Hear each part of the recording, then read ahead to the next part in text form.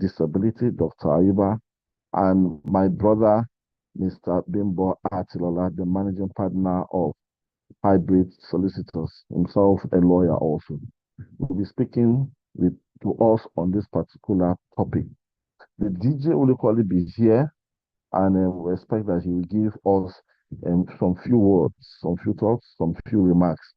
However, I got information that he had asked or permitted us to go ahead with the session while he will join later. So I want to stop sharing my screens and then ask one particular question. Let's begin to share our thoughts on what we are actually expecting from this. NGX09328, please would like your name, thank you. Whoever is NGX09328, please, we would like you to enter, to log in with your name, thank you.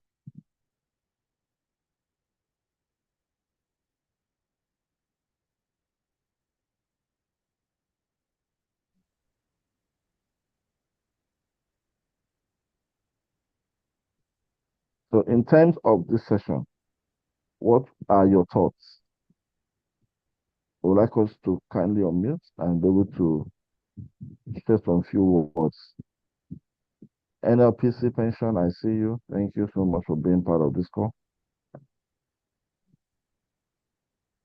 Giselle Ayubo, I greet you, sir. Copen Group, order from Enugu. AAVA Brands, thank you. Phoenix still another Saipen. Very much welcome.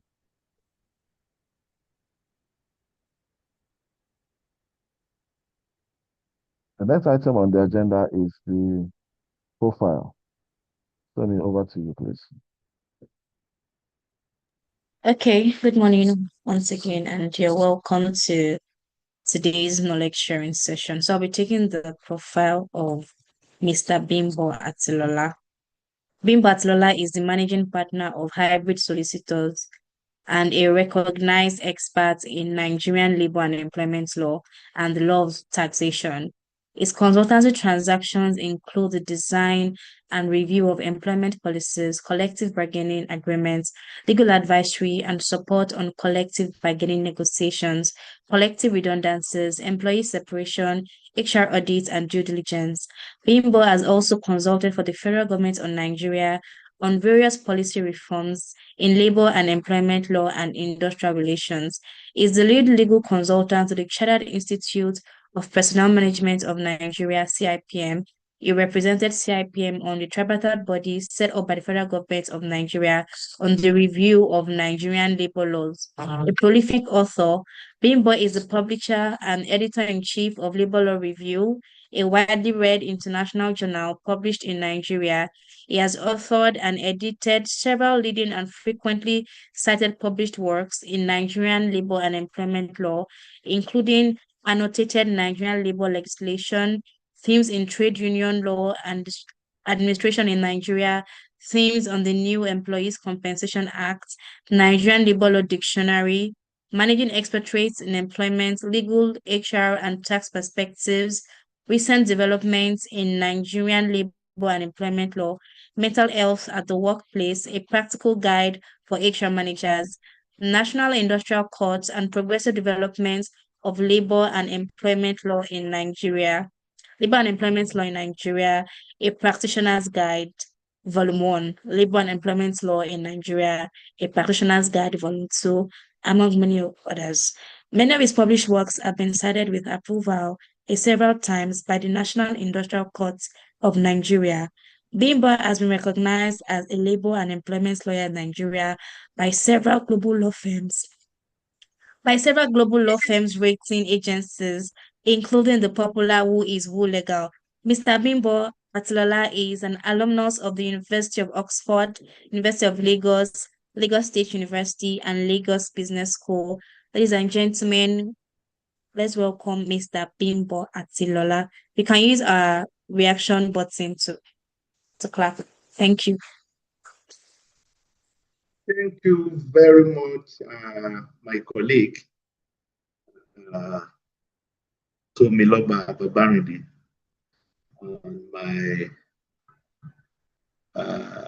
beyond being my colleague now,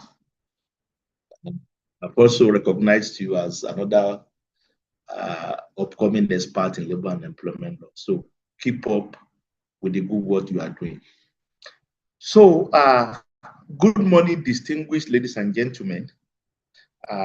My name once again is Bimbo Atilola, and it's my pleasure to be with you this morning to share my thoughts with you on some very crucial and important issues at the workplace, especially around disability at the workplace and associated legal risk. Mr. Thompson, you did not advise me how long I have for this presentation, because my slide is quite long, but I can speak to the slide. So can you please advise me how long time I have, excluding the session for question and answer, so that I can manage my time efficiently? Thank you. Do I have 30 minutes? Yes, please. Yes, please. Yes, you have 30 minutes. Thank you very much. All So right. my mandate this morning is to discuss disability at the workplace, the associated legal risk. And in this presentation, I'll be looking at the concept of disability and disability management at the workplace. I'll be looking at the laws regulating the right of people living with disability at the workplace. I will also be looking at international instruments regulating the protection of persons living with disability at the workplace. I will look at the major Nigerian statute on this, what employers should know, what we should watch out, important point that HR managers as people managers should know, what are the potential risks with managing people living with disability at the workplace, what are the best practices to protect them at the workplace, and what are the legal risks that may arise from violation of their rights. I will be looking at some decided Nigerian cases to explain this issue and how important it is. I will talk about the role of HR managers as people's advocate to protect persons living with disability. I will talk about the importance of capacity development for HR managers and how best to manage person living with disability at the workplace. So my starting point is that the law protects persons living with disabilities at the workplace. And of course, this legal protection translates to legal obligations on the part of employers. So the starting point is that in every employment relationship, legal right and liability flows from both parties. Every employer has a right, has a duty to provide a safe and decent workplace environment for its employees.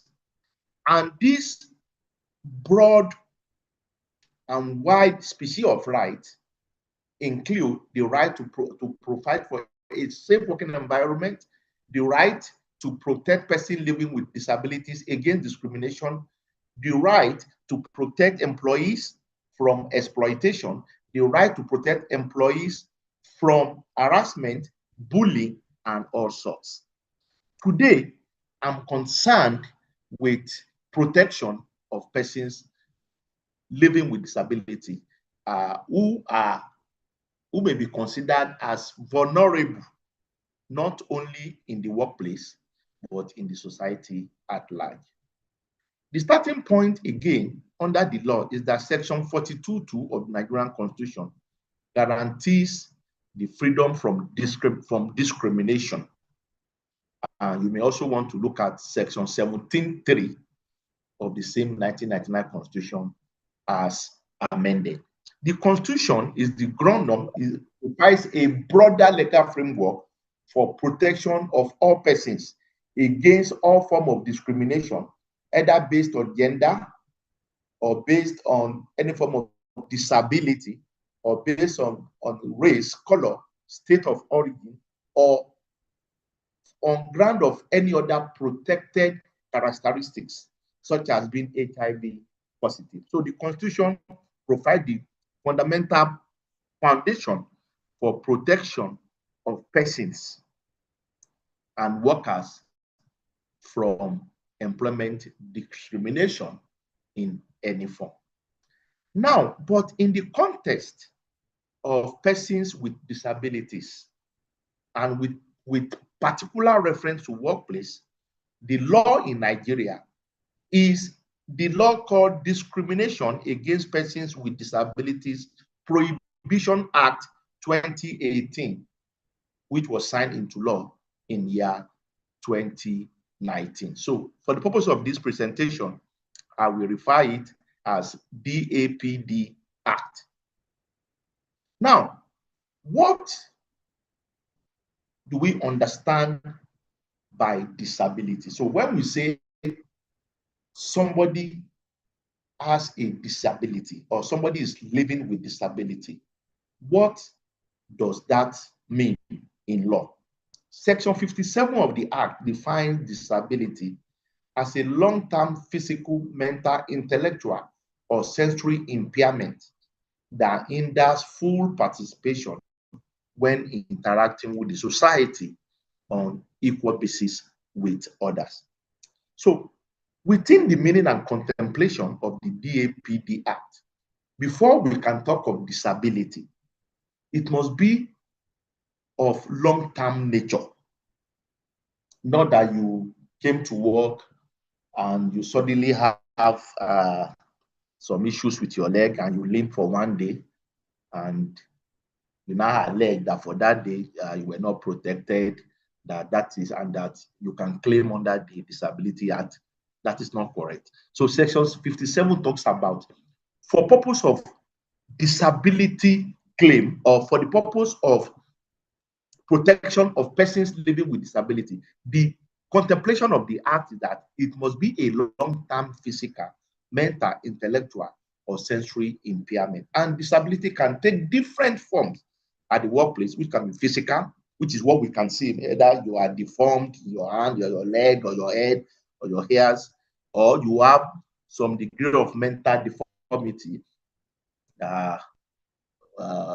especially things like maybe depression or other form of minor mental disorders that do not affect your ability to work. It can even include sensory impairment, your inability to hear properly or similar impairment. Now, Section 1 of that law prohibits all form of discrimination against persons living with disabilities. And when we talk of protection against discrimination at the workplace, this includes protection against discrimination in the entire value chain of employment. And this will include protection against discrimination during recruitment and employment. So you cannot, for instance, deny employment opportunity to a person solely on the ground of disability, and which disability is not a challenge or a bar to the role in question. So there may be some roles which, by the very nature of your disability, you may not be able to take. For instance, if you have visual impairment, of course, we are not going to employ you as a pilot, nor as a driver. So, because that impairment or that disability is detrimental or is incompatible with the role you are being considered for. Other than cases of disability that has direct impact on the role, it is not only a violation of this law, it is also an unfair labor practice to deny employment opportunities to persons living with disability.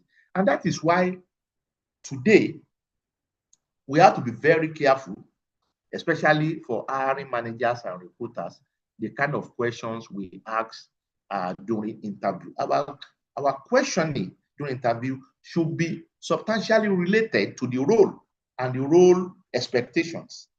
It shouldn't be unnecessarily intrusive. So persons with physical disability can work in the HR department, can go to court and practice. Persons living with physical disability can do virtually almost every kind of office work. Can be a software engineer, can be employed in your HR department, your legal department, in your finance, regardless of their physical disability. The reason being that their disability has no direct impact on their ability to perform the roles of that job. So, beyond hiring, this disability discrimination can also arise at the workplace itself, which may include even informal and insensitive jokes around persons living with disability. Section 28(1) of the Act guarantees persons living with disability the right to work with others in an open and accessible environment. And as a matter of fact, in the public sector, that is, in the public companies or public sector, the law even go ahead to say that government agencies should reserve a minimum of 5% of their employment for persons living with disabilities. And that is why when some organizations, especially public sector organizations or NGOs, when they advertise, you see some notes that women and persons living with disability are encouraged to apply. And the idea is to promote inclusion, and it enhances and promotes the recognition of the right of persons living with disability to earn a livelihood through gainful employment. Now, within the meaning of this law, there are certain important provisions that we need to look at. And this provision surrounds employers' duties and obligations at the workplace. The first, which is emphasized by this act, is the duty to make what is called reasonable accommodation. Duty to make reasonable accommodation for persons living with disability. Reasonable accommodation means that they should be supported to enable them deliver their job functions at the workplace. So, and this reasonable accommodation can take different forms. Example is the one that is provided in Section 4 of the Act that relates to provision of accessibility aids. And these aids may include ramps, lifts to facilitate their work. As a matter of fact, it is an important duty, very vital obligation of the employer to ensure that persons living with disability are afforded facilities to enter the premises, facilities to carry out their work, and facilities to move around the workplace safely. And that is why some regulations prescribe that even car park, there should be areas demarcated strictly for the use of persons living with disabilities. Now, reasonable accommodation beyond provision of accessibility aids can also take another form. And this form includes when a person suffers disability while already in the course of, there are two ways. You can resume employment, you can be hired with disability. And we have discussed the right to accord person living with disability with employment opportunities, and that the right not to be discriminated against. Now, the second part is when an employee suffers disability after entering into your employment. So he came in able-bodied, no impairment, no issues, no mental cases or physical deformity, but for some reasons, either in the course of employment or outside the course of employment, the person suffers disability. Reasonable accommodation stipulates that termination shouldn't be the first resort. The employer has a duty to reasonably accommodate such persons living with disabilities within the organization. And this may include looking for alternative roles that may be suitable for such person living with disability. This may involve changing work arrangements, including flexible working hours for such persons. This may also include provision of special facilities to facilitate the work of that person. The person may be migrated, may be taken from a department where persons living with disability are not suitable to work. Let's say, for instance, the person suffers disability in the course of employment in a factory, or the physical disability even arose outside workplace. Maybe he was involved in an accident during an holiday, or domestic accident that affected his legs, or he became crippled, or he was ill and suffered stroke. He recovered but could not work again. Such persons may not be able to work in certain departments that requires some physical mobility and physical exertion. So when you have such situation, what should be on your mind should not be termination. What should be on your mind is empathy and support. And this support can take different forms. Like I said, they can be moved to alternative roles or alternative departments. They can be supported with flexible work arrangements. They can be supported with even less working hours, or even supported with special facilities not otherwise made available for all members of staff. So reasonable accommodation is a term that encompasses the need to demonstrate empathy and support for persons living with disability. Now, there is also international instruments supporting the right of persons living with disability. And in this case, we have the United Nations Convention on the Rights of Persons with Disabilities. And Article 27 of that convention mirrors the Nigerian legislation, the DAPD Act, in the sense that the rights guaranteed under that convention has been substantially reproduced under the Nigerian DAPD Act. Now, no person flowing from this obligation of reasonable accommodation is that no person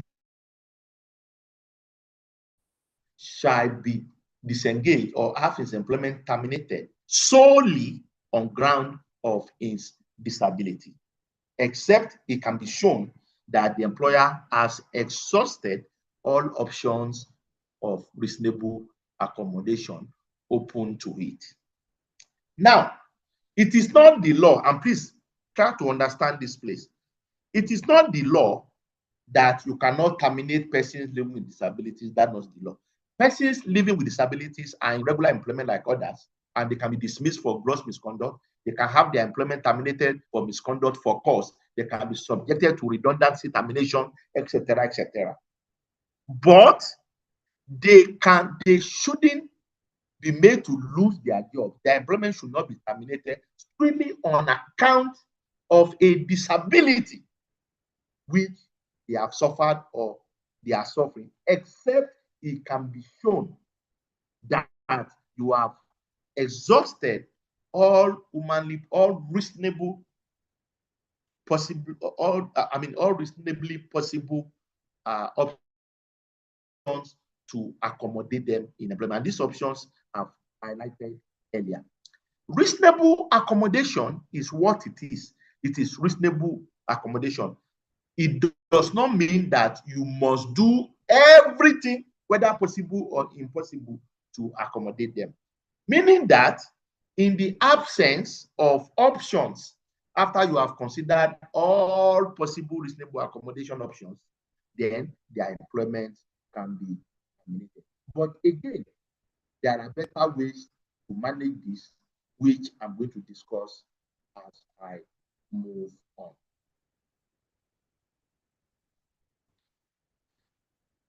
Now, let me quickly say that workplace disability claims is not new in Nigeria. And as a matter of fact, the National Industrial Court of Nigeria has had opportunity in the past to pronounce on issues relating to employment discrimination at the workplace, including employment discrimination and employment termination on account of disability of employees. And for this, I would like to look at the case of Olakunle Jagun versus Airtel Network, which is a very recent decision. The claimant had complications leading to him being on wheelchair. For that reason, for that disability, his employment was terminated. He challenged it in court that the sole reason for his employment termination was because of his disability, having been on wheelchair following his stroke, and that no reasonable accommodation was extended to him. The court found the employer liable, and damages of 150 million naira was awarded. The case was decided last year, and I'm aware that it's currently on appeal. It's a case I'm very, very familiar with. Let me just put it that way. Very, very familiar with, and I'm aware that the matter is currently on appeal. But let's see how it goes, whether the damages will be reviewed, reduced, or even set aside by the court of appeal. But this case underscores the importance of taking disability issues very seriously at the workplace. The need to avoid the associated legal risks, the need to protect them, and the need to protect the employer against avoidable litigation and the attendant reputational damage that it can cause. You see, apart from employment litigation against the employer, non-compliance also carries other adverse consequences for the company. For instance, under the Act, violation of any provision of the Act for individuals attract 250,000 damages for individuals and 500,000 damages for companies. Apart from that, there are also reputational damage. So, remember today, especially among the Gen Zs, for our fathers and grandfathers, wrongful employment terminations or unfair labor practices at the workplace are hardly reported. And when you tell your parents, they will tell you, just leave them, leave everything to God. But I can tell you, the employees of today are willing to challenge in court every perceived violation of their right, including their right as a disabled person. They do not only go to court, they also go to the court of social media.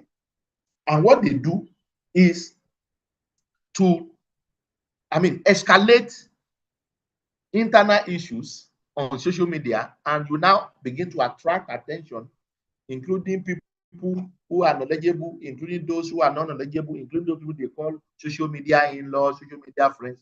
They now begin to put mouth into your matter, and they begin to drag the name of your company, drag you. I know the company, that's how they do. My person was once there when he was ill for 1 week. They didn't even give him sick leave. When he returned, they just sacked him on account. So you begin. So those violations may not only lead to employment litigations, but can also lead to reputational risk. It may also lead to increased regulatory scrutiny. There is a body established in Nigeria to receive complaints and investigate cases relating to violations of the rights of persons living with disabilities. And that body is the National Commission for Persons with Disabilities, which body was established under the Act. And their roles include to receive complaints, to investigate complaints, promote inclusion at the workplace, monitor compliance, and also to educate employers of labor. So when you are in violation, you may not only end up in court with attendant reputational risk to you, you may also end up having regulators to come to your company to come and investigate claims made on social media. So you invite regulatory scrutiny into your affairs. Now, let's go to how do we now manage the risk associated with persons living with disability at the workplace. How do we manage the risk?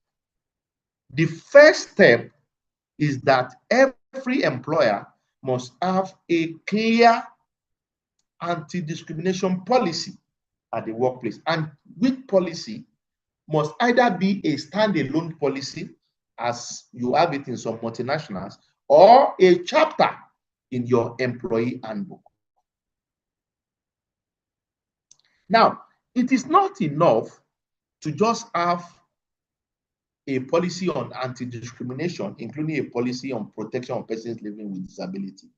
Employees should also be trained on that policy, because you see, most employees don't even know that their comments or jokes or their attitude or reactions to persons living with disability, they do not even know that they expose the employer to legal risk.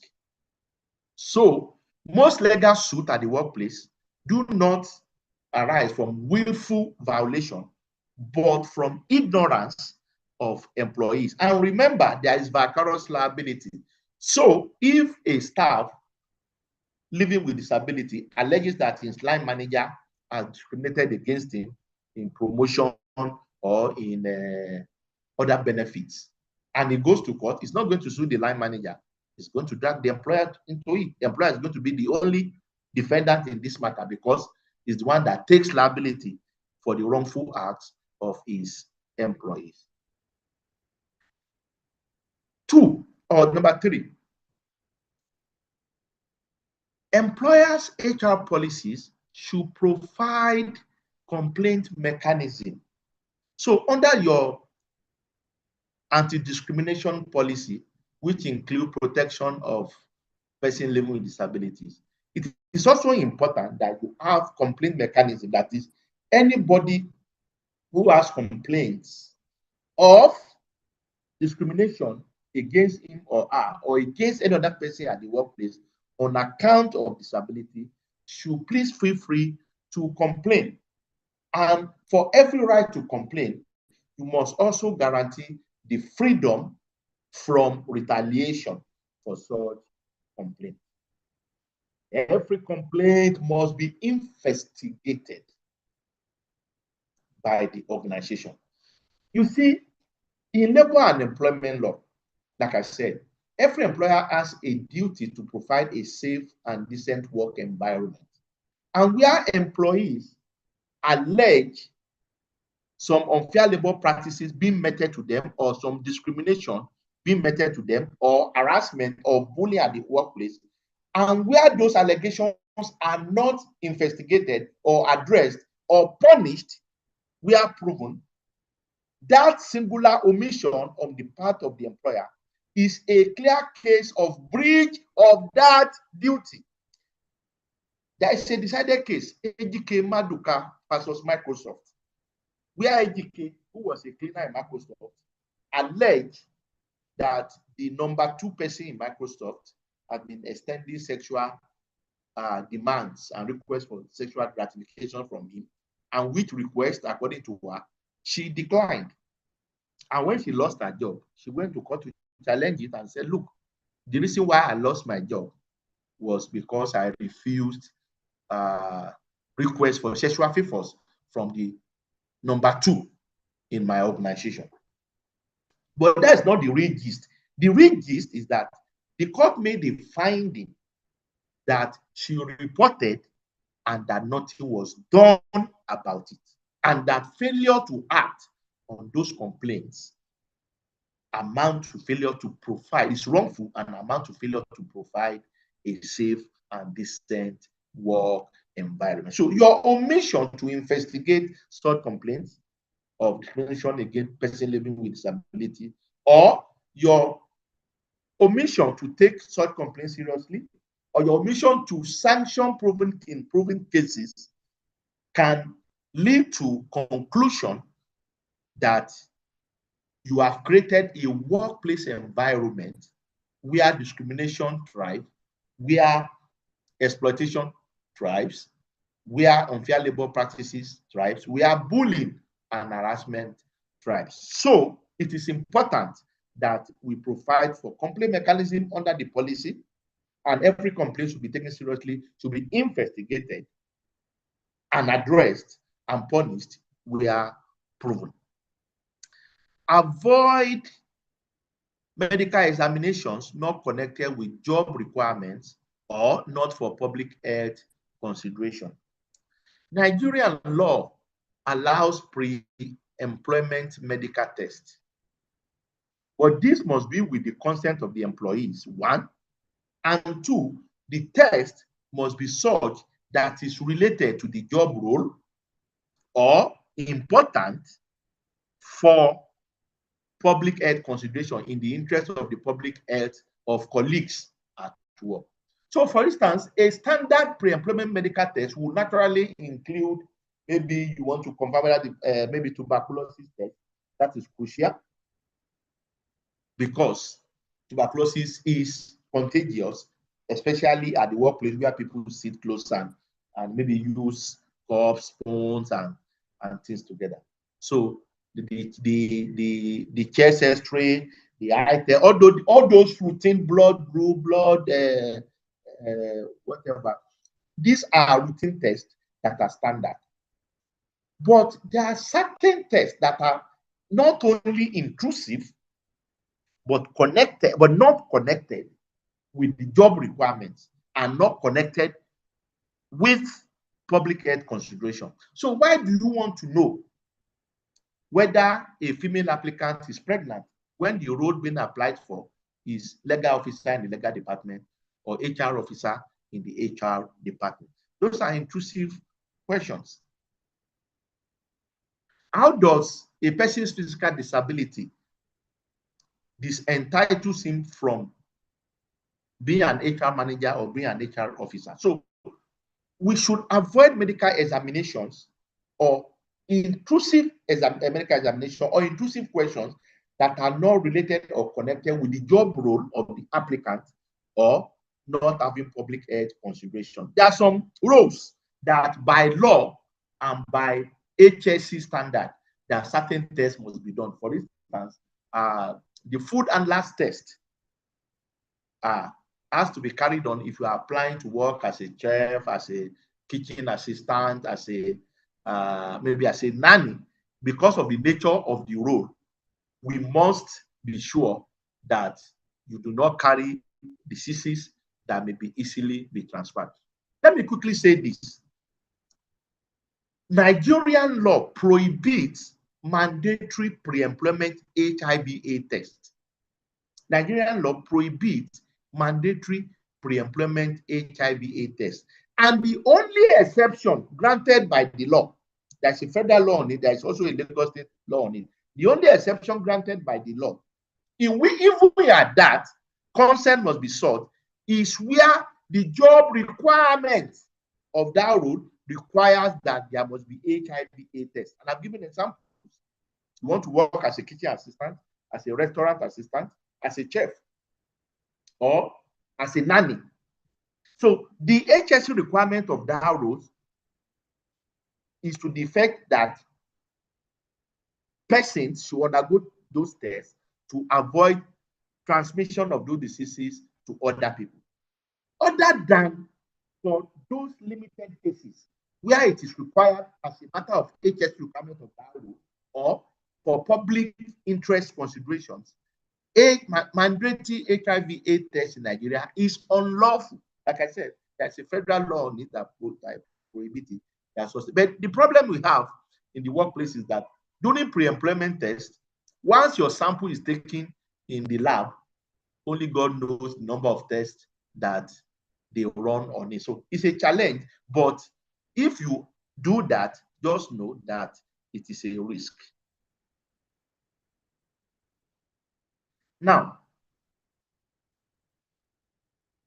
I've talked about provision of reasonable accommodation. I've talked about provision of facilities such as wheelchairs, ramp lift, emergency evacuation arrangements, parking spaces for the disabled. I've also talked about avoid stereotypes and insensitive jokes or remarks at the workplace. Now, let's look at a critical part of managing employment separation on account of disability. Now, somebody that works as a driver or that works offshore as an engineer or works as a factory person. Let's say such person had a road accident that significantly affected his physical form, and that's made him to be a person living with disability and unable to perform the roles of his job that he was employed for. And I've given an example. Let's say somebody suffers stroke, for instance, and you are a driver, and the stroke is permanent, or you work in the factory, or you work on the field, or offshore, or etc. And that disability is such that cannot be managed or tolerated in your current roles. So what are the options open to the employer in that regard? Like I said, termination shouldn't be the first thing that should come to your mind, because persons living with disability have rights and they deserve our empathy. So the first thing that should come to your mind is, what are the reasonable accommodation that we can extend in this case? We can be looking for alternative roles, looking for movement from one department to the other, movement from one location to the other, flexible work arrangements, increased support at the workplace. But where you have considered all possible, all reasonably possible alternatives or reasonable accommodation options, and there is none, then you can now consider employment termination. But I always advise, even at that, you go for what is called mutual separation agreement. What is a mutual separation agreement? A mutual separation agreement is an agreement to terminate employment entered between employer and employee on freely agreed terms. So let's look at the case that I cited, the Jagun versus Airtel, where the person suffers stroke while in the course of the employment, or similar example. When somebody is on wheelchair, there are certain work that you cannot do. And unfortunately, you have looked around. There's no alternative job to offer such person, and you have to terminate. It is an important legal risk management strategy to consider a mutual separation agreement where you invite the person for consultation and say, look, Mr. Ade, as you can see, you've been around for 6 months now, and you have not been able to perform the roles of your job because of your physical disability. We have spoken to people in HR department, and they are currently trying to find roles, suitable roles for you within the organization, or even we're even considering finding suitable roles for you among our subsidiaries. So we are working on that, and we'll keep you posted. So there must be regular consultations, including feedback. So if you have now gone around within the organization, consider all possible options, and none is forthcoming, I always advise a mutual separation agreement where you invite the employee for discussion and say, look, it's unfortunate that we are unable to provide alternative rules. And as you can see, you cannot also continue with your role. So as per your contract of employment, termination is 1 month salary, for instance, or it's 1 month notice or 1 month salary. And we have equally computed, considered your 10-year record with the company, your gratuity, if any, is in the range of 20 million naira. So we have looked at this. We want to support you. So management is considering having a mutual separation agreement with you that offers 1 year salary as ex gratia, in addition to your contractual benefits, which in this case will include your payment in lieu as well as gratuity, if any. You see, and it can be less, it can be more. When you approach disability from that point of empathy and point of support, you are not likely to run into problem. And when the employee is coming back for further engagement, it's not likely to be speaking legal language or threatening to contact his lawyer. It will most likely be telling you if you can maybe increase the benefit, or if you can consider him for a virtual work. They usually come with other, which at the end of the day, if those options are not working, you can actually separate on fairly agreed terms. So mutual separation agreement is recommended for employment separation on account of disability where you have exhausted all reasonable accommodation options. Now, are mutual separation agreements, are they enforceable?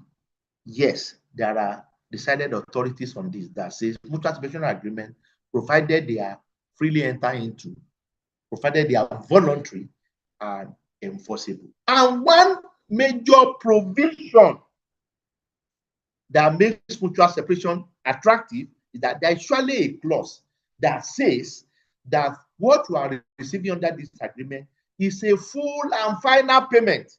1, and 2, that employee undertake not to challenge this employment separation in any court of law.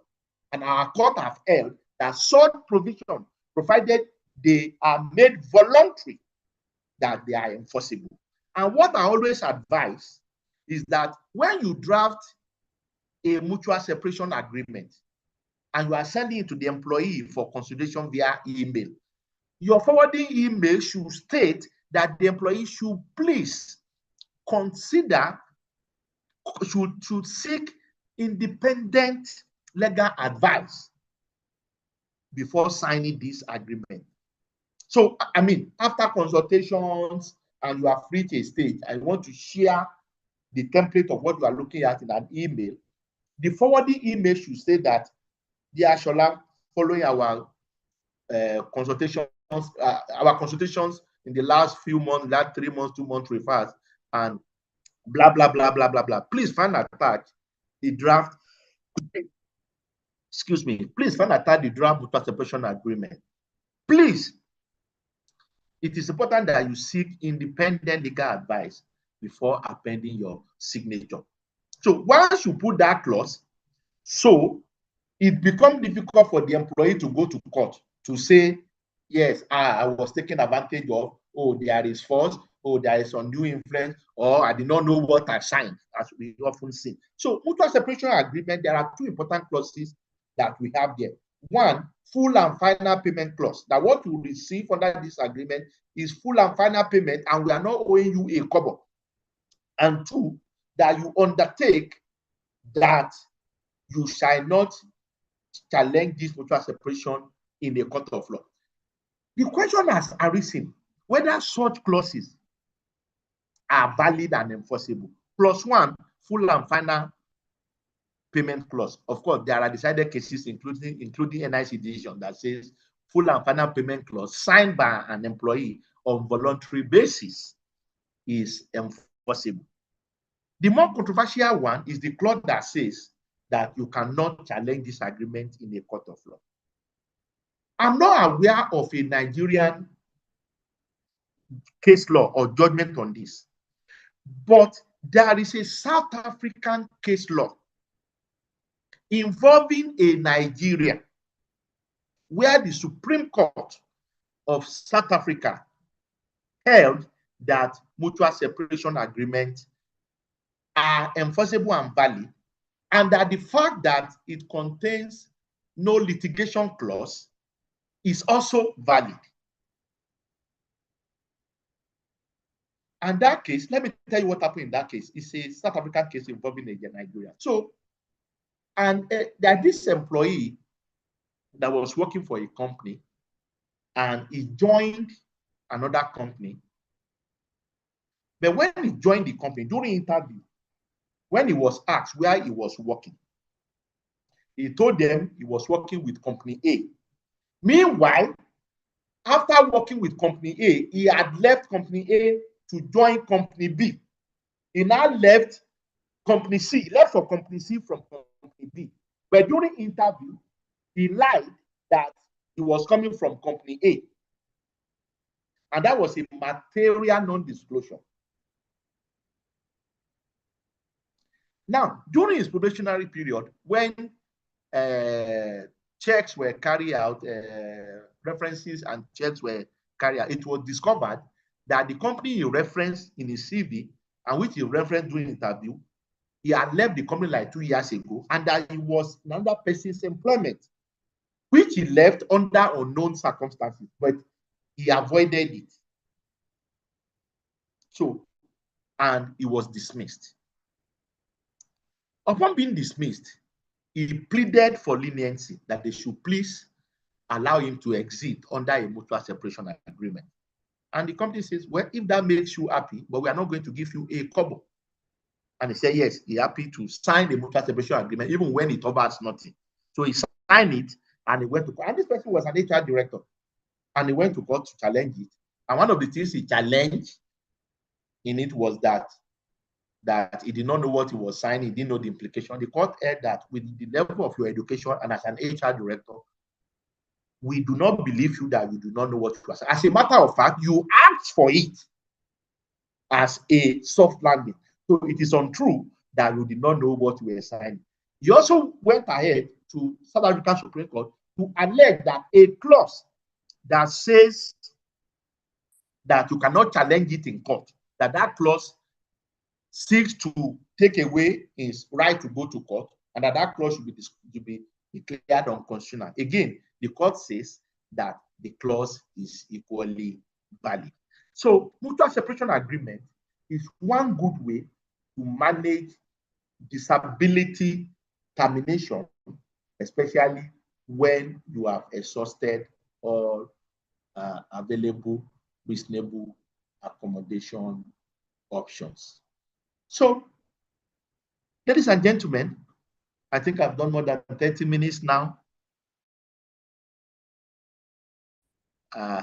Thank you for listening, and thank you for your time. Thank you very much. Thank you. Thank you so much, Mr. Atilola. Please, a round of applause for Mr. Atilola. He has done justice to the topic, and I know that we have one or two takeaways that would go and implement in our respective organizations. So, Mr. Atilola, please stay back. We'll have the Q&A session after the next speaker. So I'll be bringing the next speaker up now. Yes, thank you. I'll be bringing the next speaker up now. Our next speaker is Mr. Ikem. Sorry, just give me a minute. Mr. Ikem Uchebulam. He holds an LLB honors degree from the University of Nigeria, Nsukka, and was called to the Nigerian bar in 2002. In 2009, he won the Ford Foundation International Fellowship Program to study and obtain the LLM in International Disability Rights Law from the University of California, Davis, USA. Ikem is a former secretary of the International Ford Foundation Program Alumni Nigeria and immediate past national president of the Association of Lawyers with Disabilities in Nigeria. He is also the Director, Compliance and Enforcement at the National Commission for Persons with Disabilities in Nigeria, where his responsibility includes the enforcement of the provisions of the Discrimination Against Persons with Disabilities Prohibition Act 2018. He is the pioneer head of the department. He has gathered over the years experience as a public prosecutor in the Federal Ministry of Justice, Nigeria, where he was strongly involved in court appearances and processes. He has been working on access to work for persons with disabilities in Nigeria, using the instrumentality of compliance and enforcement of extant laws as a driving framework to ensure accessibility and inclusion in Nigeria. Ladies and gentlemen, let's give a round of applause for Mr. Ikem Uchebulam as he takes the floor. Thank you.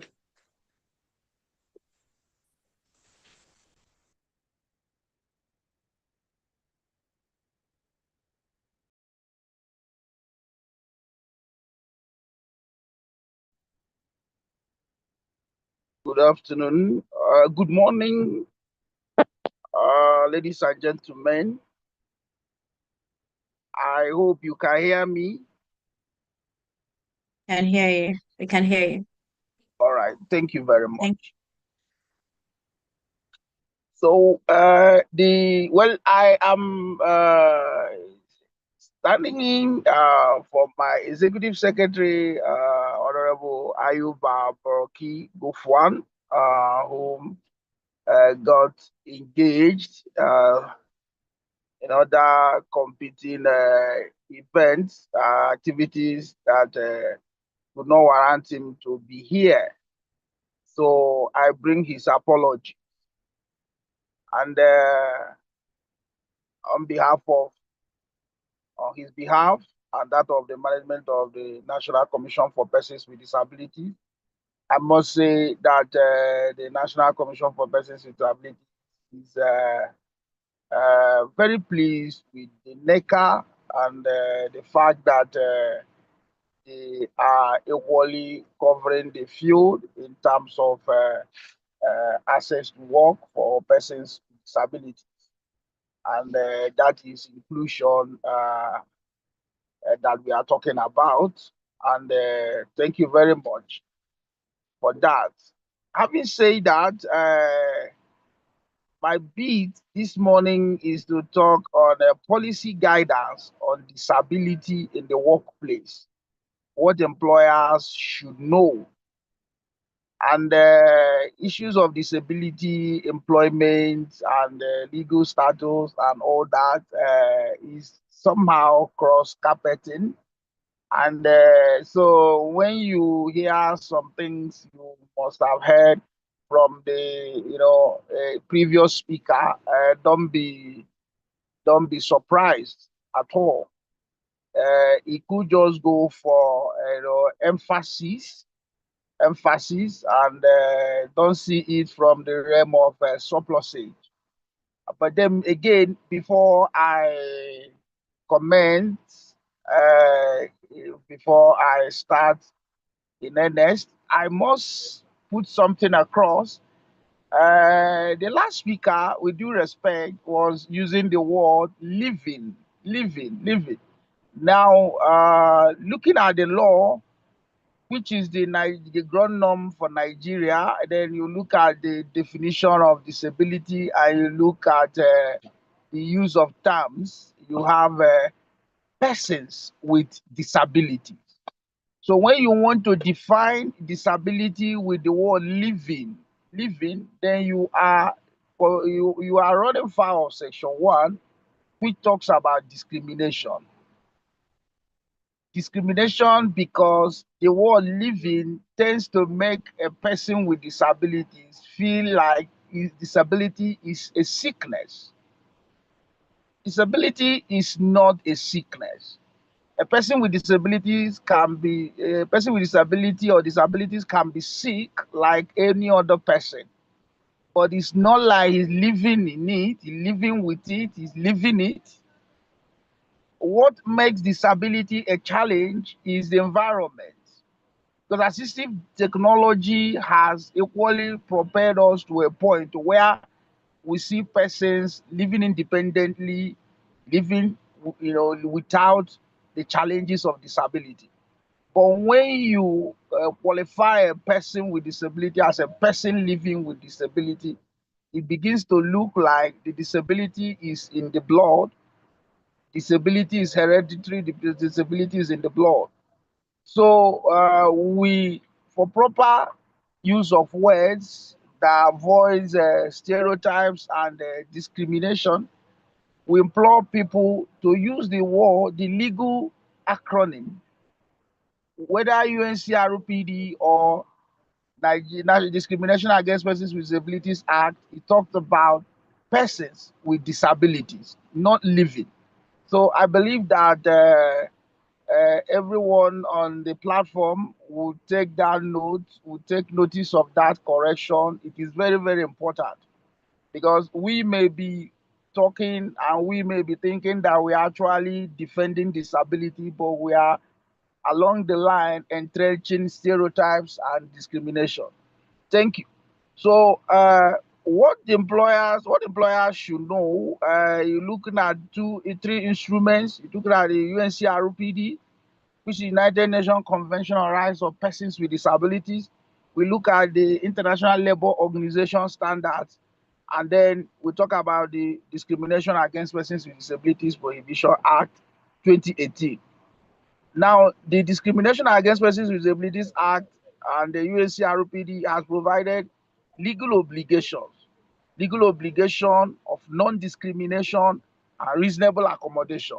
And I know you're hearing this reasonable accommodation once again.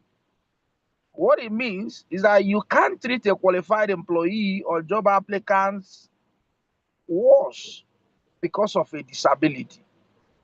And you have to provide reasonable accommodation unless it causes undue hardship.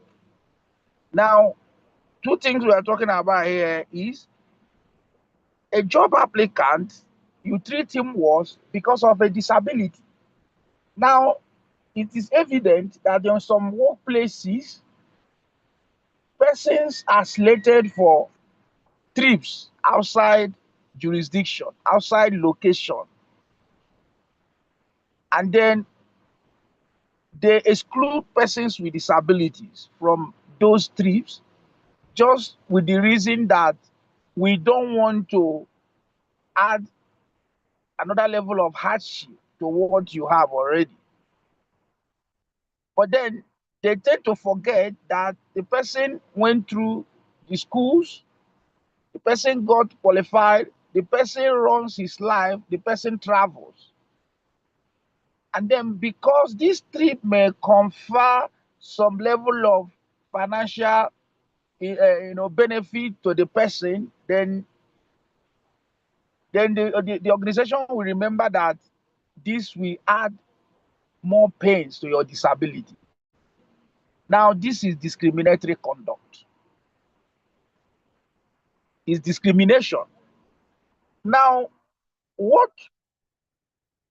we say is you find out this person if you have areas that they can travel to and then directly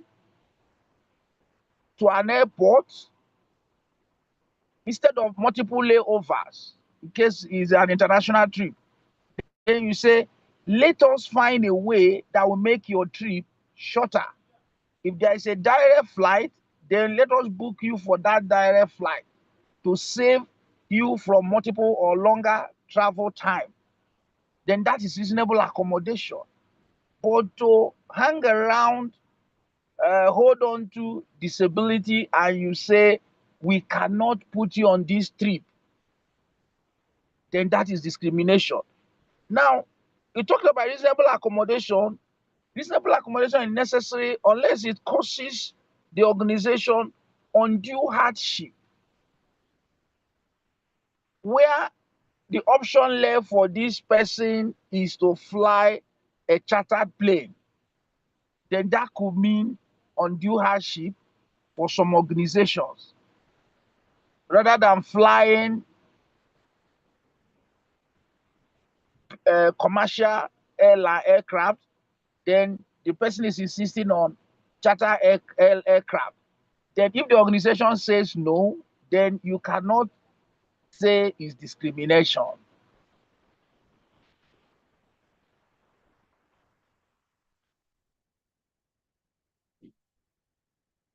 Excuse me. So what counts as reasonable accommodation?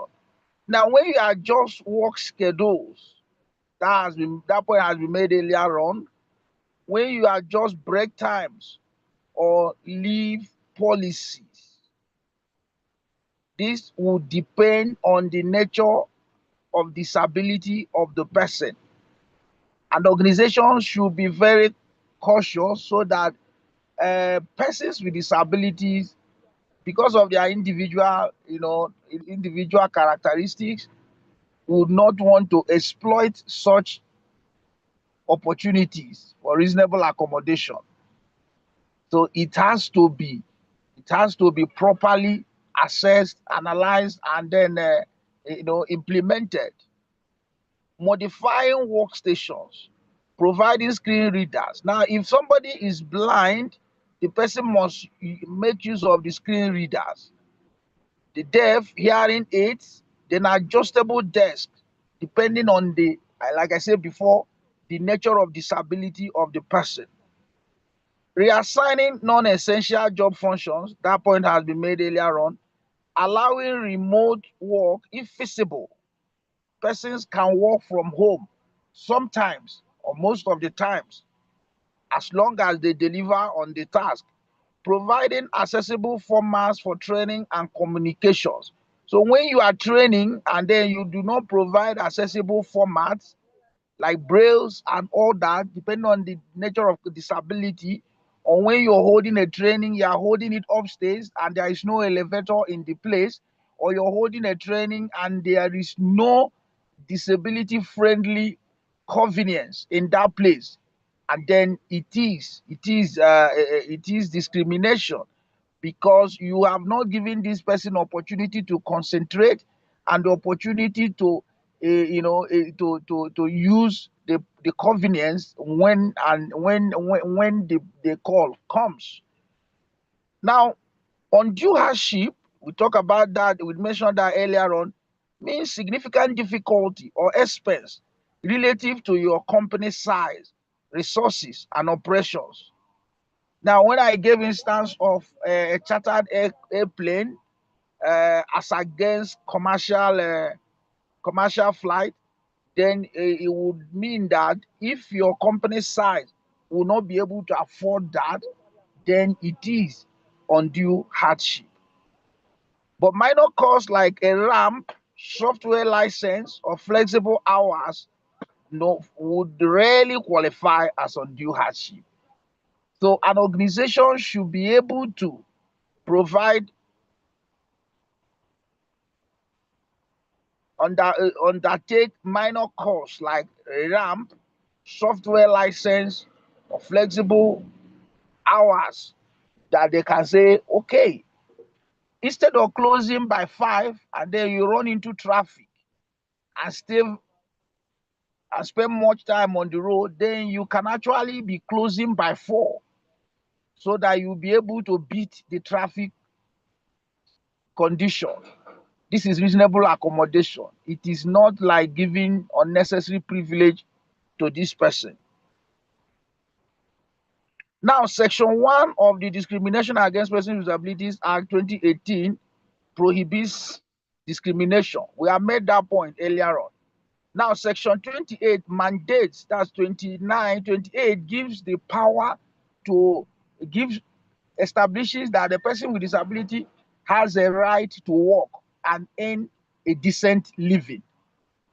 So a person, the law has, granted a person with disability who has attained some level of qualifications, who has qualified for some job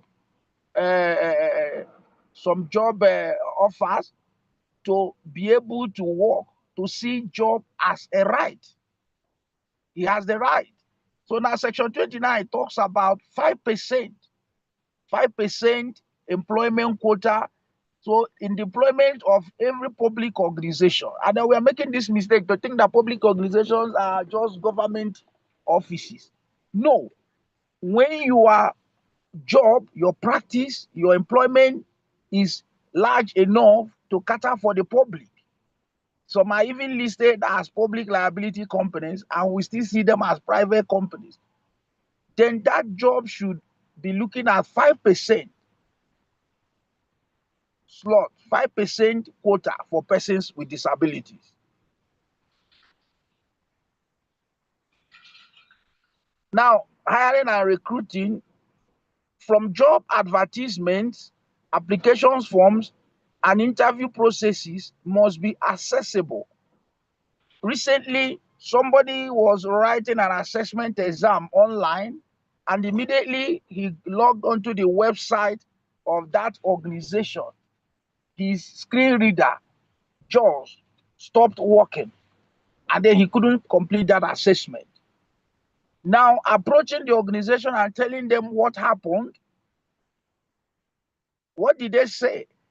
They responded to the applicant, telling him that they are sorry because their job opportunity has closed and he was not qualified. Now, this lack of reasonable accommodation has elevated this matter to a level of non-compliance.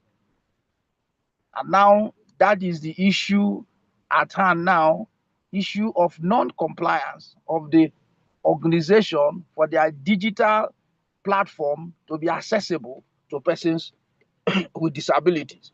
So right from job ad application forms, interview processes, there must be accessibility. There must be access to persons with the diverse disability status. Now you can ask, can you perform the essential functions of this job with or without accommodation? But you cannot ask about the nature or severity of a disability before a conditional job offer. Now, the earlier speaker, talked about medical exams only after medical examinations and all that. Now, we are saying you can only ask for these medical exams after a conditional offer. You are given the offer, then you're asking for these medical examinations. Why at this point? Is to understand how to relate or deal with the person or the kind of reasonable accommodations that you can make for this person. But when you ask for these medical examinations or know the severity of the disability before giving the employment, that means you are more likely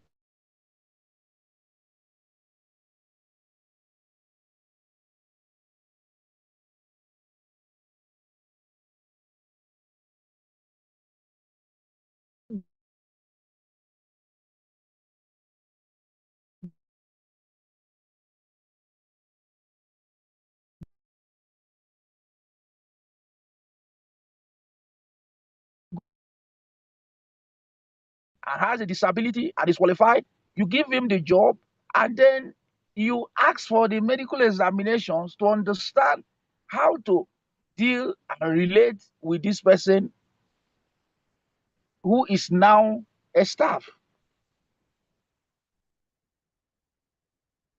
Now, confidentiality is a very important guide because medical information and accommodation requests are confidential. It can only be shared with the managers, supervisors on a need-to-know basis for implementing the accommodation or for safety. So the reason for medical examination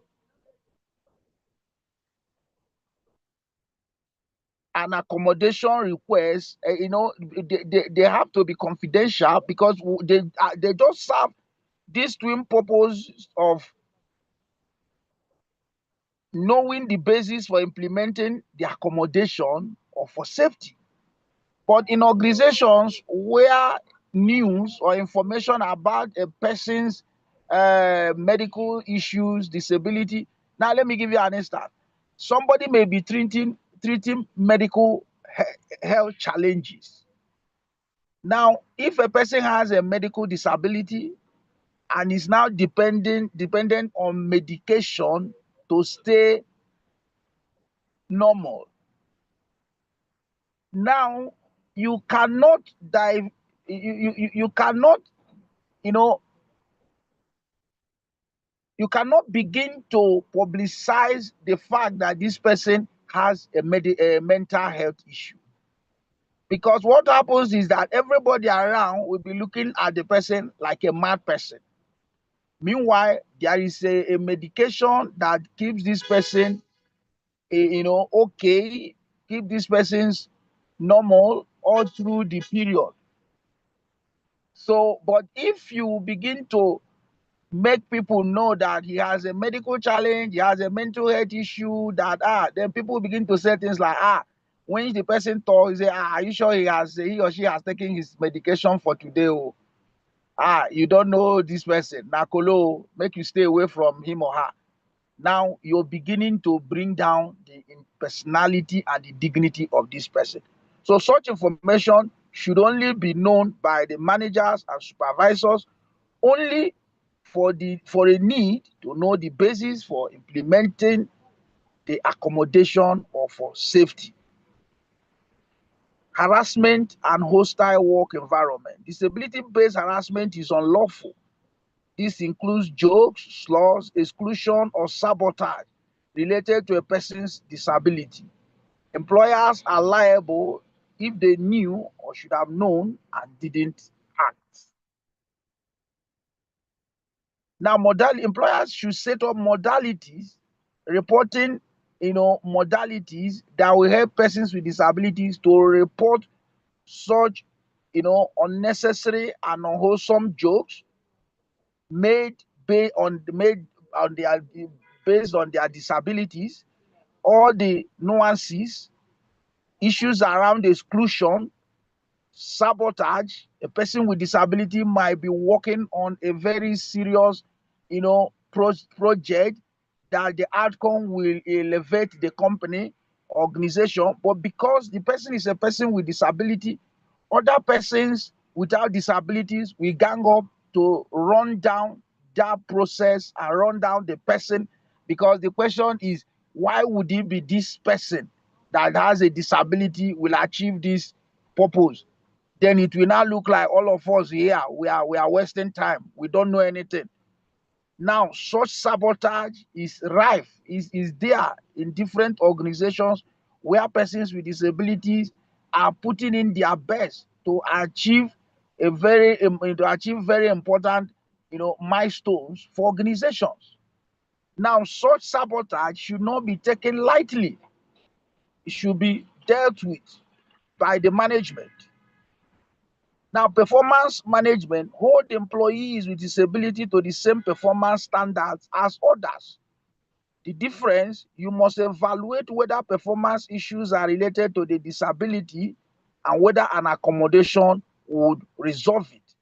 First, give the same target to everybody, and then when the person with disability could not perform, then you find out whether the person needs accommodation, reasonable accommodation that will put the person on a level an equal level playing ground with the others to be able to achieve the goals of the organization. Accessibility of the workplace. Now, Section 3 and Article 9 of the Section 3 of the Discrimination Act and Article 9 of the UNCRPD talk about workplace accessibility. Now, workplaces should be physically accessible within the should be accessible within the organization. Now, organizations that have existed prior to the signing of the act had gotten 5 years moratorium to make their environment accessible. Now, the window we see now is more like window of grace before enforcement starts. Now, workplaces have no business being inaccessible to persons with disabilities. Whether ramps, whether elevators, whether accessible toilets, and not whether parking spaces, allotment of dedicated parking spaces for persons with disabilities. These are all components of accessibility, and these must be provided where you have employees with disabilities, and when they come to work, they will be dragging parking spaces with others. Is wrong, is illegal, and is criminal, because the law has criminalized such conduct. Now, if you can provide a parking lot for your managerial staff, it does not matter whether the person with disability is the least ranking staff in your office. As long as he has a vehicle, then he must have a dedicated parking lot, parking space. Now, visitors to the organization, the law says you must earmark 25% of your parking lot for persons with disabilities. Whether they are there or not, the place should be left unattended. It should be left clear, should be left vacant, so that whenever any person with disability comes to the organization, he will park there seamlessly. Once he provides evidence of disability, then the person should be allowed to park there.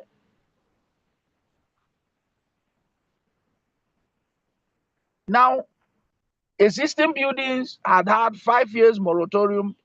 Now, new buildings automatically do not have to wait for any moratorium. The new buildings must conform, adhere, and comply with the provisions of the Disability Act and the accessibility persons with disability accessibility regulation. These are two instruments that talk about physical, digital, and all access related issues around disability in Nigeria. Training and culture. Train managers and HR on disability awareness, accommodation process, and anti-discrimination law. Involve employees with disabilities in policy development. The principle is nothing about us without us. So, but when persons without disabilities think that they know disability more than persons with disabilities, and they try to make laws, make policies for persons with disabilities, while persons with disabilities are onlookers, it is unacceptable. There is something we call lived experience. Lived experience. If you have not lived the experience that disability, that around disability, then you might be seeing disability from a hearsay point of view. My friend, I have a friend who is a person with disability. He told me that they don't like to be pitied. I have a relative with disability. She told me, you cannot push me my wheelchair without first asking me whether I need your help. Rather than working with these hearsays, then find a way to include a person with disability in that policy drafting committee to be able to tell you firsthand the experiences he has garnered and lived over the years as a result of disability. Now, awareness. Many people come into organizations with different forms of experience, different sorts of cultural biases, different religious biases. If you are a worshiper and you have not received a miracle, it means that you do not have faith. If you have faith, then you don't have to be a person with disability. And so everybody looks at the person as this person that is faithless, this person that worships without faith, and that seems to like his or her condition, that he cannot even muster enough faith to receive healing. Now, religious biases, discrimination is equally there. But religion is coming in here because in some workplaces, they run religious activities by the side. And then because of the conduct of persons in those workplaces, you can actually understand that from monitoring activities, there are very few persons with disability that join these, activities because of issues bordering on stereotype and discrimination. Now, we talk about benefits for employers. Companies that implement inclusive policies see lower turnover, access to a wider talent pool, and better innovation. Now, we are talking about companies that implement inclusive policies. The people tend to think that they will see lower turnover. Then they will not have access to wider talent pool and better innovation. But this is not true. I must tell you that you have persons with disabilities that have enormous capacities to lift organizations to higher realms. The only thing they need is reasonable accommodation. Now, the International Labour Organization data shows inclusive workplaces often have higher productivity and lower absenteeism. Now, why? Because even persons without disabilities tend to equally enjoy those inclusive provisions. They tend to enjoy them. Now, why do you think that when you provide a disability, a wheelchair accessible toilet and the regular, narrow toilets at the airport or at public places, people will always want to go to those ones made for persons with disabilities for usage? You provide a ramp in front of a place and you provide provide stairways. People will always want to use the ramp instead of using the stairways. So when people have challenges that the regular access will be a challenge for them.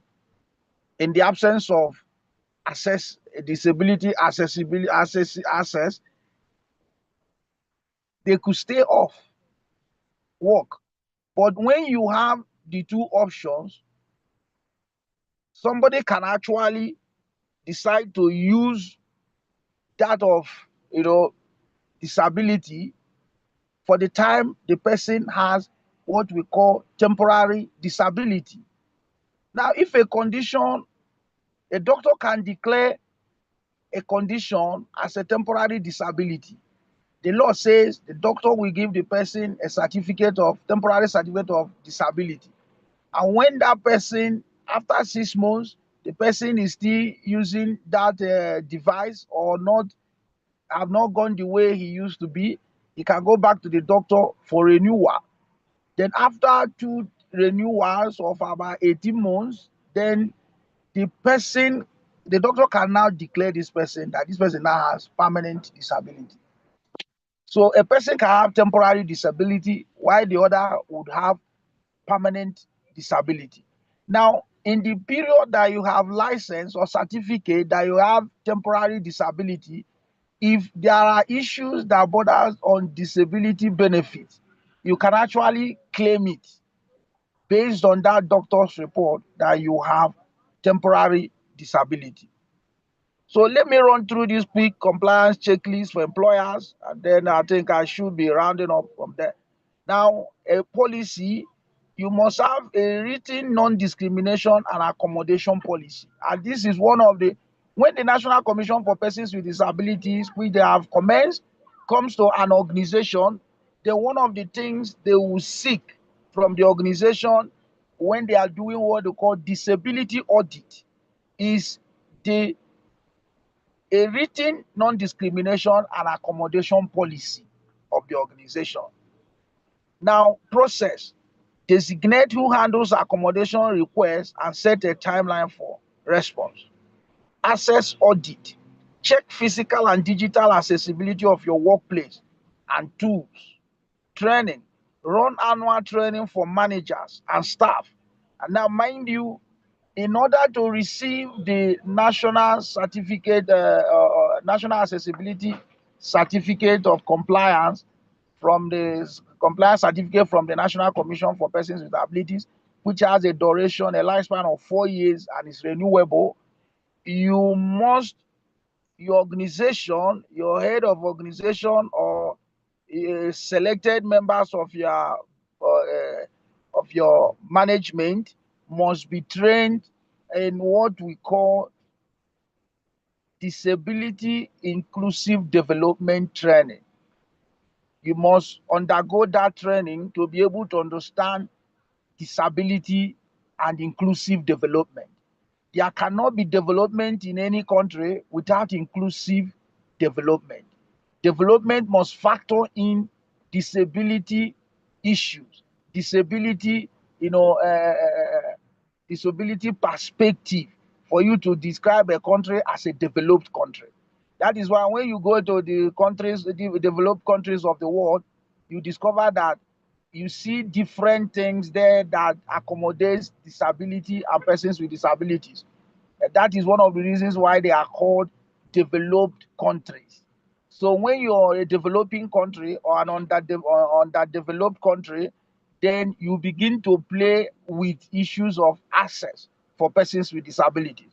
But we are progressing to become a developed country, so we cannot rest on our oasis and then think that it can just be business as usual.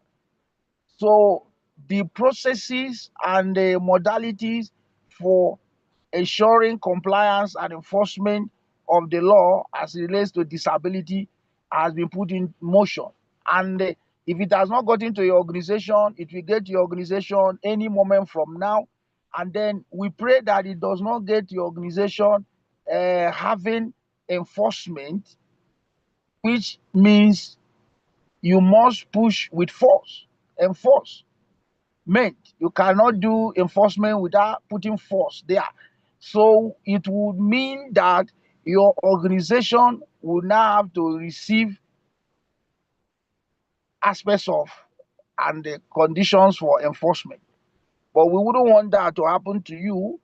So we equally want you to seek further clarification from the National Commission for Persons with Disabilities so that we can work together. I see some persons that I'm working that with on the platform, and I think they understand what we are saying better. But because what I'm talking about here today is employment, then maybe if you will invite us again to talk about the issues around enforcement, compliance and enforcement of the law, then we'll be able to have more time to discuss that. So you have to keep record, you run training, then keep record keeping. Document requests and outcomes must be confidential. Review job descriptions to separate essential versus non-essential functions. Now, the essential functions is what you will judge a person with disability with. And that is the one that you make reasonable accommodation for. The non-essentials, we don't think that it is all that necessary. Non-essentials, you could have social activities in the office. They don't define the job description of the person. Rather, they only define the character of the organization. So we, once again, are happy to have this opportunity to talk to these number of persons on this platform to talk to them about policy guidance on disability in the workplace, what employers should know. Thank you very much.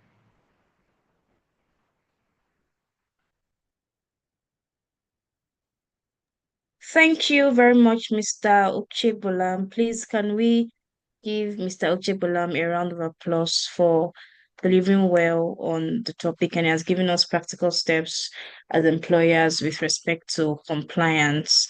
Thank you, Mr. Ikem. So we'll be moving fast to the Q&A session. So if you have questions, please put your questions in the chat box and I will read them to the speakers. But in the meantime, before we do that, I see DG Neka here. So DG, good morning, sir. Would you like to say a few words to...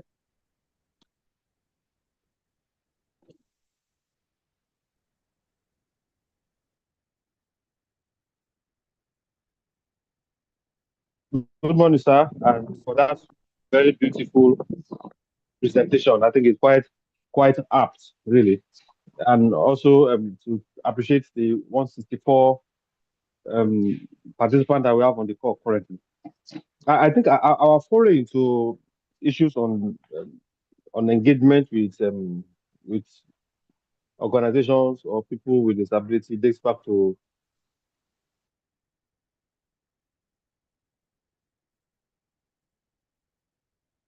demonstrated openness to engage and deepen our partnership across the board.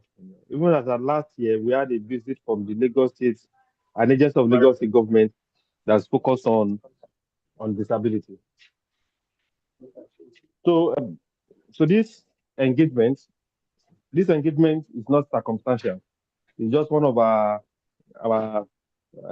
principal platforms to continuously deepen our engagement and also show our desire and commitment to continuously engage people in that ecosystem. So once again, I want to thank the presenter for that wonderful presentation. It has opened us up to better dynamics on the issue of people with disability.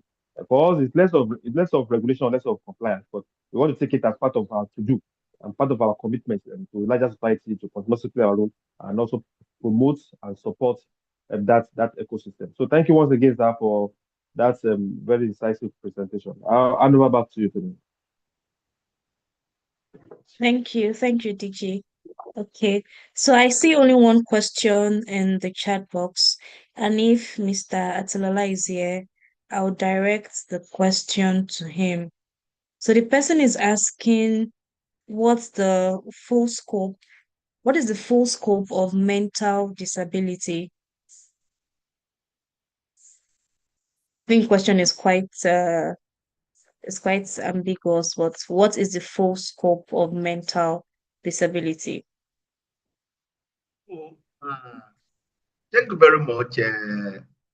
Tomiloba, like you noticed, is quite ambiguous. So I do not really understand precisely what the question is all about. But let me take a guess.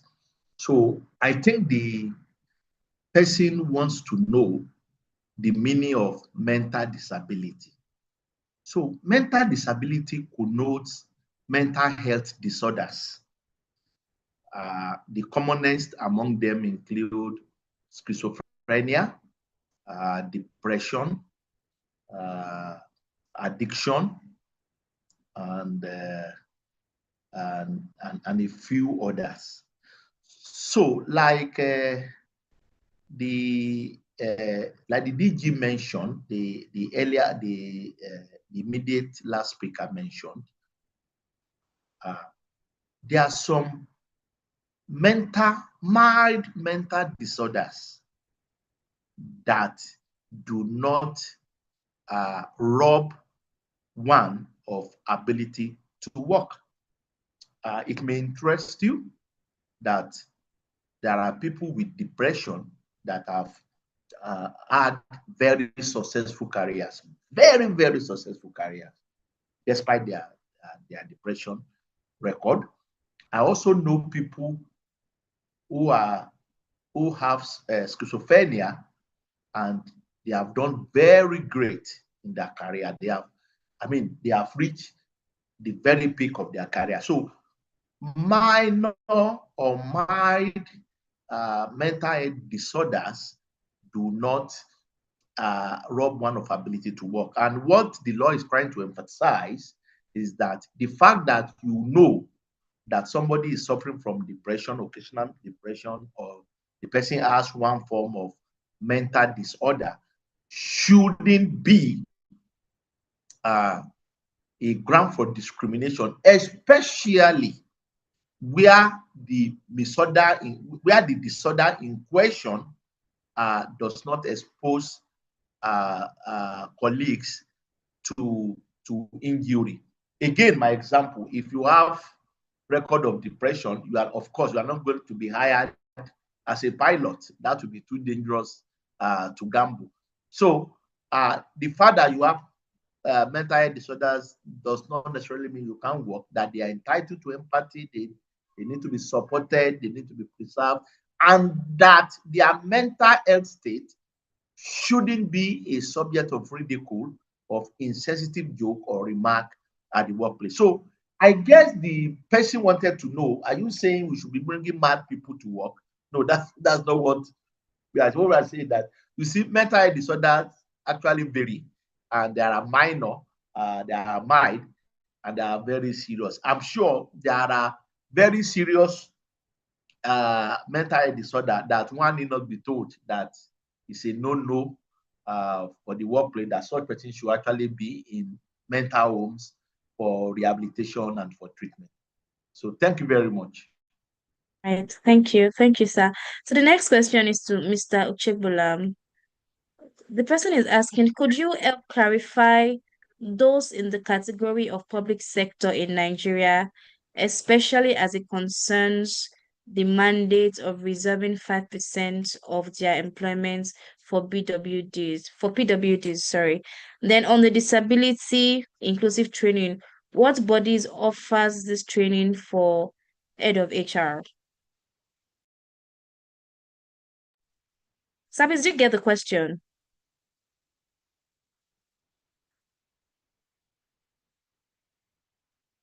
Okay. Okay, if Mr. Uchegbulam is not available, Mr. Atulala, I have to come back to you. Could you please help clarify those in the category of public sector in Nigeria, especially as it concerns the mandate of reserving 5% of their employment for PWDs. Then on the disability inclusive training, what bodies offer the training for head of HR? So over to you again, Mr. Tola. So the act on the categories of employers that must make provision for 5% for people living with disabilities, the act uses the word public companies, and that is capable of multiple interpretation. So in company and allied matters, when we talk of companies, when we talk of public companies, we are talking about public hotel companies or public limited liability companies, PLCs. The act did not say public authorities. If the act had used the word public authorities then, or public agencies, then we'll be talking about government parastatals, government agencies. So the word public companies appears to mean public limited liability companies, that they must have a minimum of 5%. But you see, what I said to some of my colleagues a few days ago when we were having discussion around this topic is that federal and state governments should lead by example. Public sector organizations and parastatals should themselves observe that minimum of 5%. In fact, they should observe 10% to demonstrate their commitment to these policy objectives. So, but if we have the public sector agencies not complying with that, then it becomes difficult for another public agency to compel private sector entities. So what I'm trying to say is that public company appears to me to mean public limited liability companies, that is most of which are quoted as against private companies. The act did not use the word public agency or public authority, so it does not mean public authorities. So it means public limited liability company. But why that is commendable, that provision is commendable, federal and state government themselves should lead by example by having minimum of 10%. Thank you. Right, thank you. So because of our time, we'll not be able to take any more questions. So Mr. Thompson, I'll pass the mic back to Mr. Thompson as we round up this session. Thank you, Mr. Tlola, for sticking around. Thank you very much. Mr. Thompson, over to you, sir. Okay. Before you do that, the other aspect that he did not answer, well, the one he answered, he did justice to that.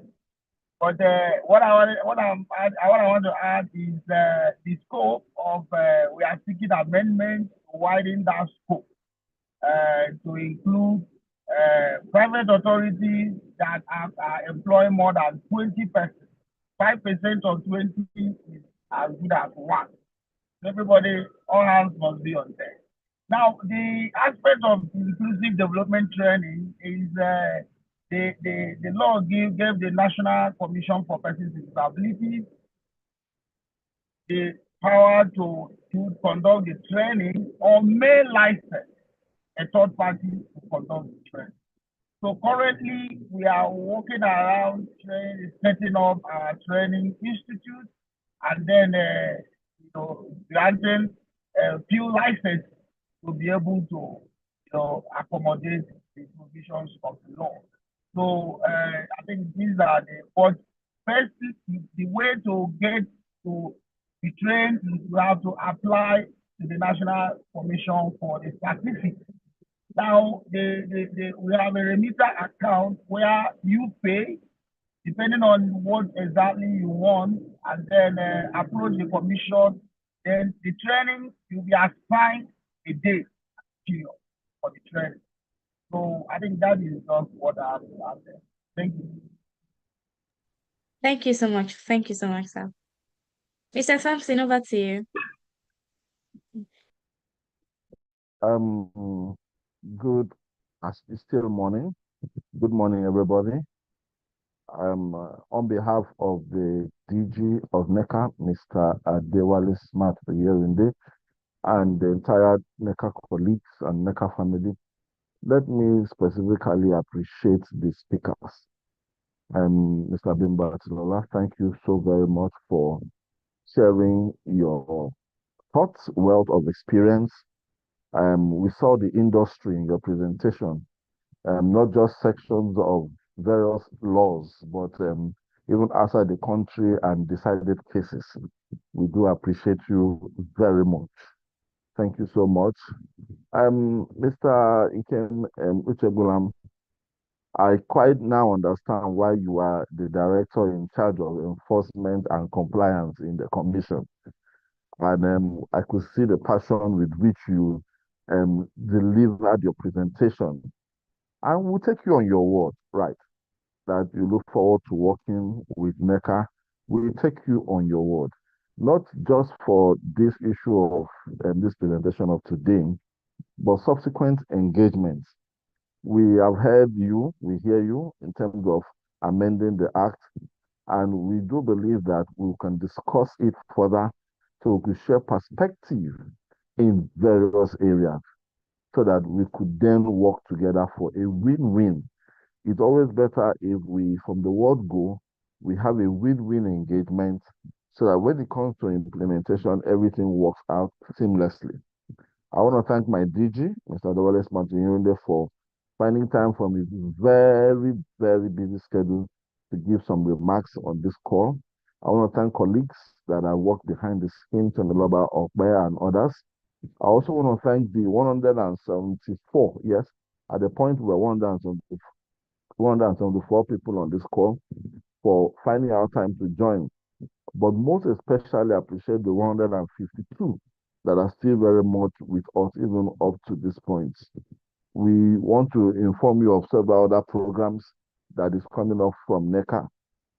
In terms of knowledge sharing, we have several knowledge sharing sessions like this, which is done virtually from the association NECA, either to the SMEs, to the regulatory perspective, to compliance, to law, social and labor, legal, even HR.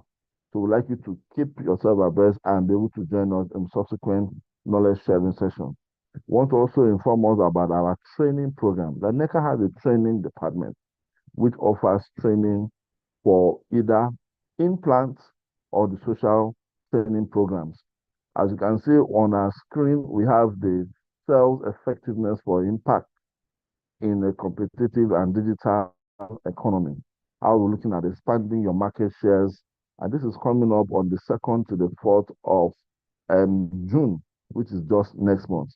We'd like you to take advantage of these 3 days to educate yourself and be able to expand your market scope. It's not just for you to have business, but how do you expand the business growth? I want to thank you so very much because we look forward to seeing you. We have a couple of other programs like the Nigeria Employer Summit. This is coming up on the 29th to 30th of June, 2026, and it is in Abuja on the theme Leveraging Reforms and ESG for Enterprise Competitiveness and Inclusive National Growth. We'll be having as the keynote speaker His Excellency the Vice President of the Federal Republic of Nigeria, a GCON in person of His Excellency Senator Shettima there, and other special guests that will be equally there that I've confirmed include state governors, serving ministers in the Federal Republic of Nigeria, and tax experts across the board, various people whose reforms one way or the other, whether in terms of industry, in terms of aviation, trade, investment, tax, finance, interior, they'll all be there, and PENCOM as well. So we look forward to seeing you, to being a part of this. And in case your company that is you are representing is not yet a member of NECA, we urge that you reach out so that you can take advantage of some of the services that NECA provides to its members across board, not just in Lagos, but across the Federation. We equally have we are in an era that everybody is talking AI, digital, and we look forward to having you participate in this very free program, jointly done between NECA, IOE, and Microsoft.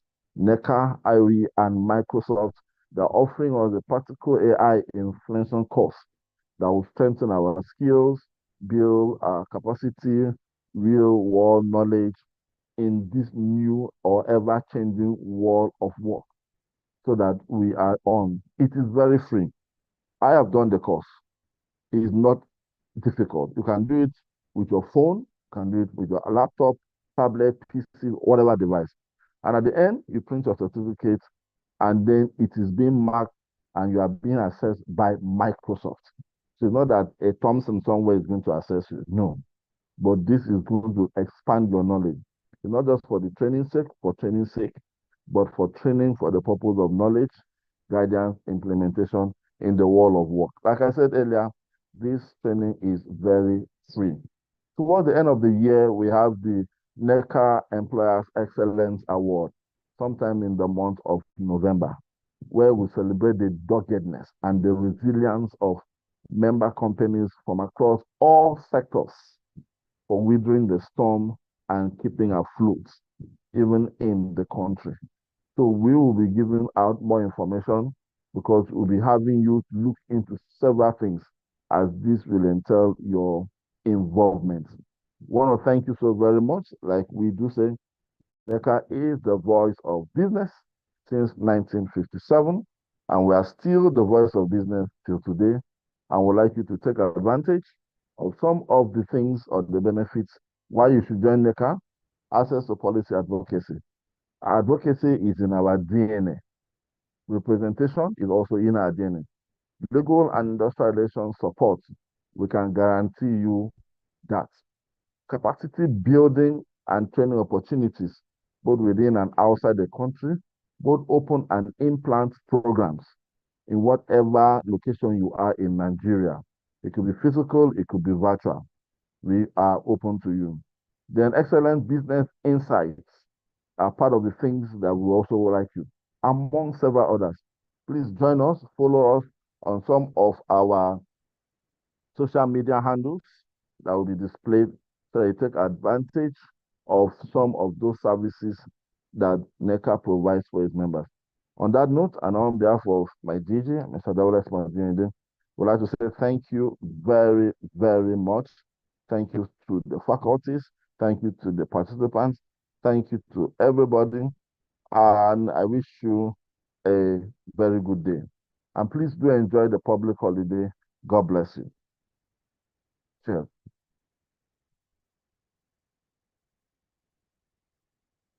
Thank you.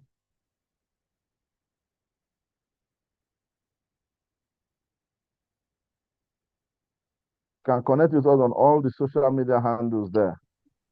Feel free to ask questions, make inquiries. The social media handles are as displayed. Connect with us. Facebook, LinkedIn. Thank you. Thank you so much. Thank you. Thank you. Thank you. Thank you so much. So much, sir. Thank you, sir. Please don't be found wanting on the wrong side of the law. Our emails are available. Forward to seeing you. Madam Jafijo. Thank you. I got bad Leo. My big sister. Thank you.